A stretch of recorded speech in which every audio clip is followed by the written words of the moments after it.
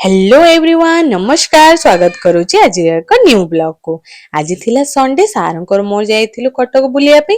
सेठी पहुंचला बेलु आज प्राय सब दुकान बंद थिला। मे भी आज मासर लास्ट संडे सेति पे बंद थिबो। त आमे बुली बुली बुली पूरा कटक भी बुली सारिलुनी। बुलु बुलु सार कहिले चलो जिबा आज रघु भाई दहीबरा खाइबा। तो आमे सेई पटो लाइन रे भारी पड़लु पळे आसी पहुंची जाइथिलु सती चौरा पाख ट्रैफिक रे। सेठु आ अल्प बाट तापर पहुंचला बेलू बहुत ही भिड़ थिला। आम 4:30 बेले पहुंची जाइथिलु केते भिड़ देखु। ଭଲ ଅଛି ଖାଉ ନା ରାଖ ନା କଣ ଏବେ କହିଥିଲି ବାବା ତ ଭିଡ଼ ବୋଲେ ତିନିଟା ଲୋକ ଜଣେ ଖାଲି ଯାଉଛି ପାର୍ସଲ କରି ଆଉ ଜଣେ ଖାଇଯାଉଛି।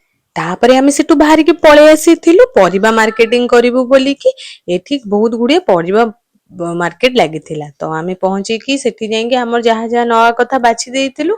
किछि भलो परिबा थिला किछि भलो परिबा नथिला। तो हमर जहा जहा दरकार थिला सेई सब बाछि बुछि के नै आसिलु। नै आसला सार बसी के गोटे गोटे बाछि के किणुचंती। किणी साला परे आमे पळे आस्थिलु संजय हेई आस्थिला। आसिला बेलु को बाटरे दीटा बर्गर नै के आसिलु घरे खाइया पे।